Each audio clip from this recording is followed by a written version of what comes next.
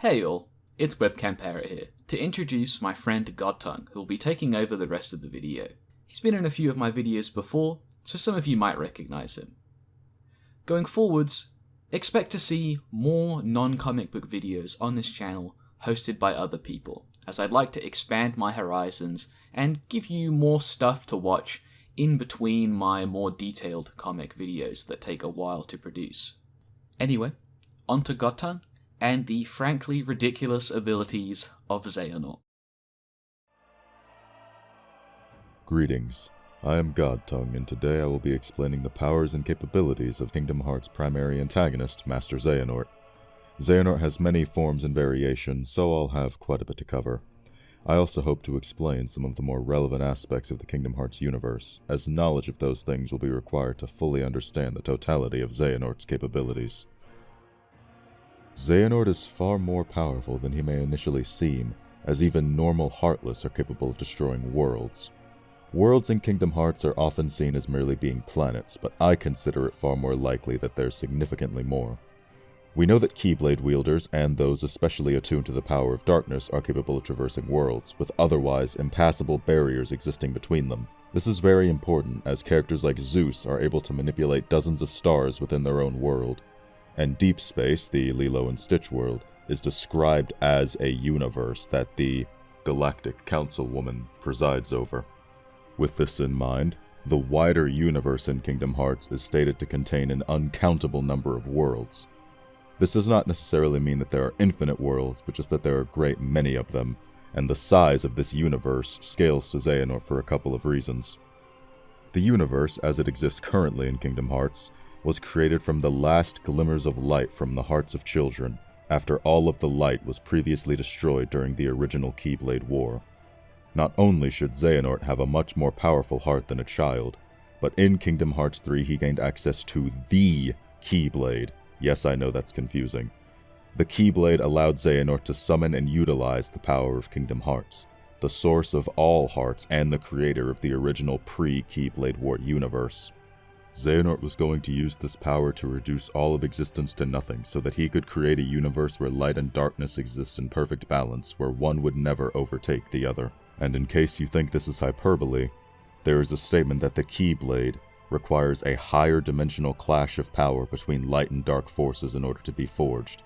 This would mean that the 7 lights and 13 darknesses were all producing these higher dimensional levels of power during their final battles in the Keyblade Graveyard. In summary, this effectively means that powerful Keyblade wielders, and Xehanort especially with the power of Kingdom Hearts and the Keyblade, possesses higher dimensional power to some unknown scale, at least 4-dimensional.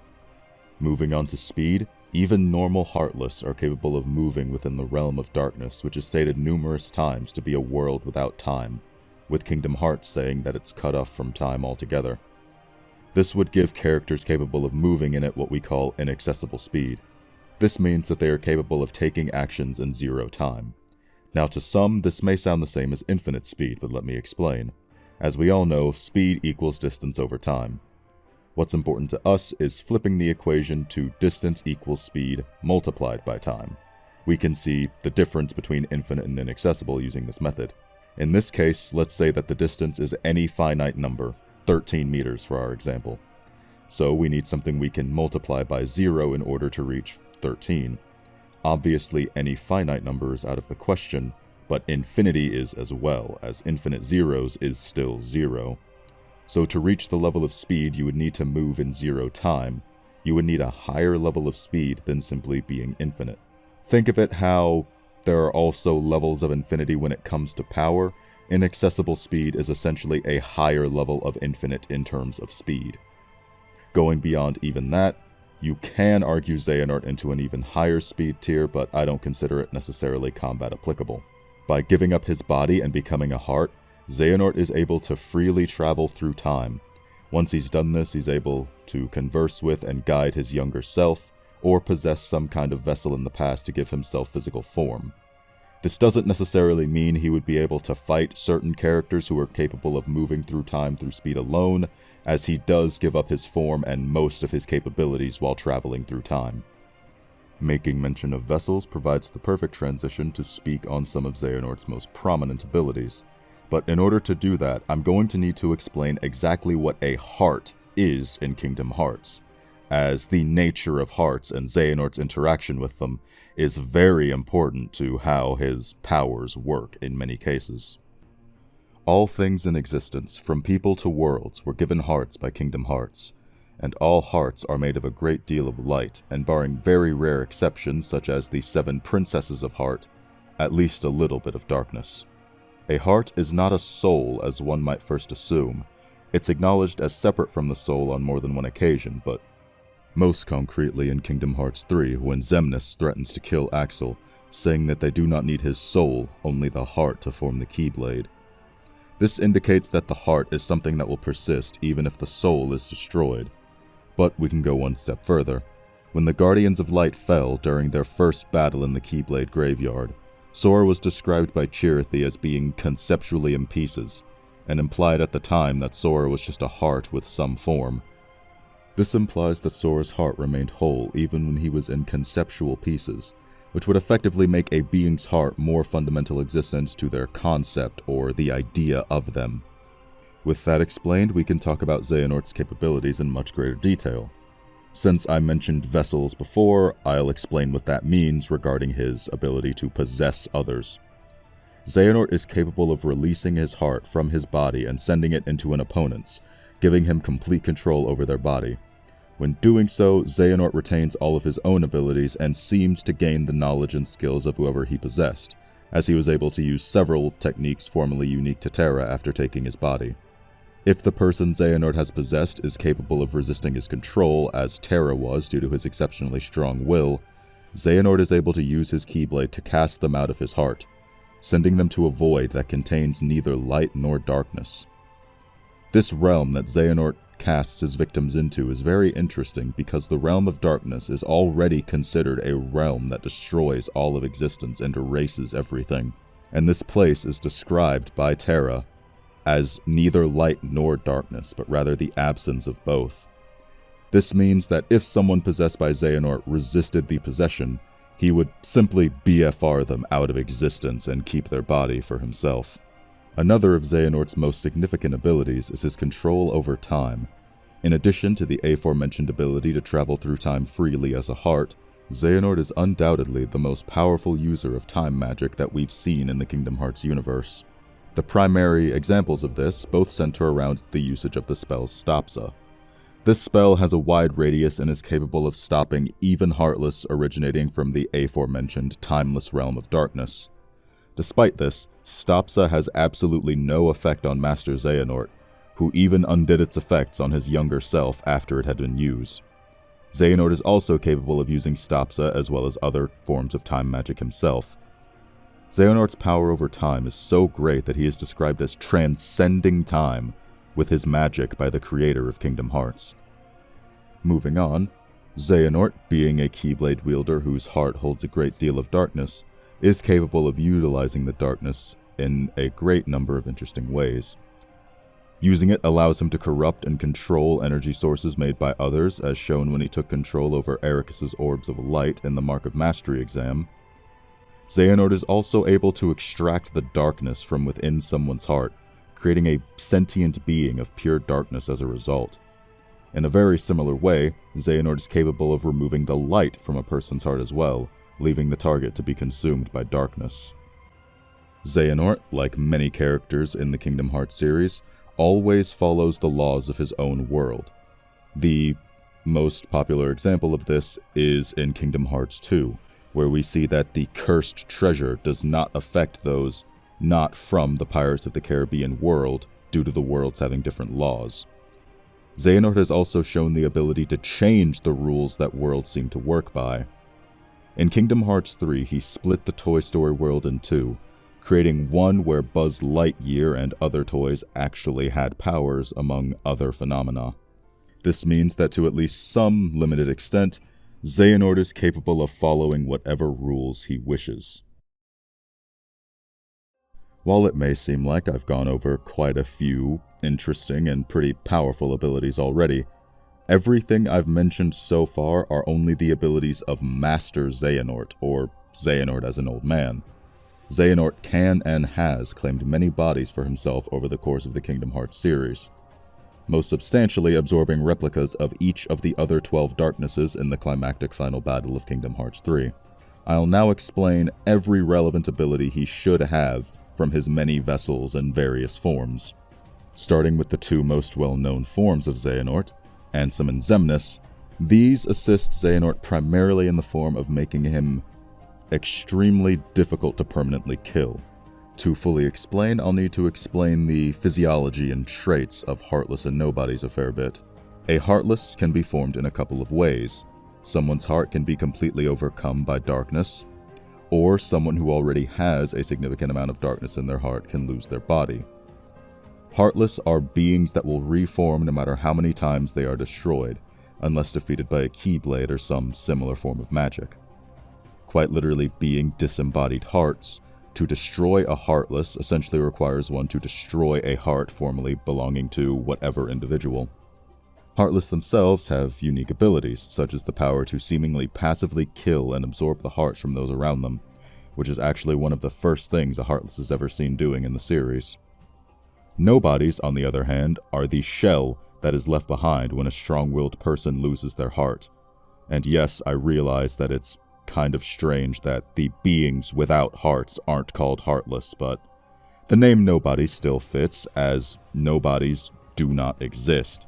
They are beings that do not feel emotions, and fake them by tapping into the memories from when they were human. This non-existent state makes Nobodies completely intangible and unable to be harmed even by beings that are capable of harming Heartless, such as Rapunzel and Flynn most notably. Nobodies have some unique properties of their own, such as when one of them stole the concept of photos. By simply stealing photographs in a given area, the word photo itself ceased to exist. This power isn't really explored more in the series, but it is quite strange, and I thought it was very worth mentioning. The existence of Heartless and Nobodies is even more useful to Xehanort, as, should his Heartless and Nobody both be destroyed, as happened by the events of the end of Kingdom Hearts 2, where Xemnas and Ansem had both been defeated by that point, the original being, in this case Xehanort, will simply be reborn. This essentially means that in order to actually kill Xehanort, you not only have to destroy the existing and non-existing parts of him, you have to do so to an incredibly high extent to the point that he can never come back. There's a reason that Xehanort's death in the series ultimately involved giving up and allowing himself to die.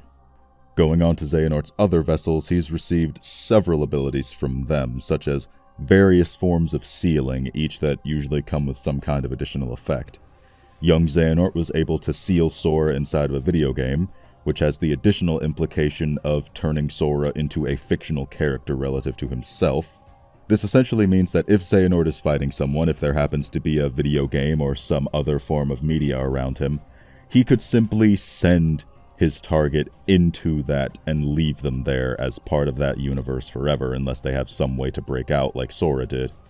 He's also capable of sealing opponents within or turning them into dice and playing cards. While characters have gotten out of this within the series, this actually only seems to be because of Luxord's self-imposed rules due to his nature as a gambler. If Xehanort really wanted to, he would likely be able to use Luxord's powers without such rules. Xehanort should also have access to Xigbar's teleportation and spatial manipulation. Using that, he's able to teleport himself or his target, transport into pocket dimensions, or create portals to send his attacks through. It's possible that Xigbar's power is what allowed Xehanort to warp space after absorbing all the other darknesses before fighting Sora. Xehanort has the ability to command the Heartless and Nobodies, and should have access to the Unversed after absorbing Vanitas' replica. The Unversed are particularly noteworthy as, unlike Heartless and Nobodies, as long as their source, in this case Xehanort, is still alive, they will reform endlessly no matter how many times they are defeated. This means that even if one, such as a Keyblade wielder, is capable of permanently defeating Heartless and Nobodies, Unversed can still be formed endlessly to fight them at any time.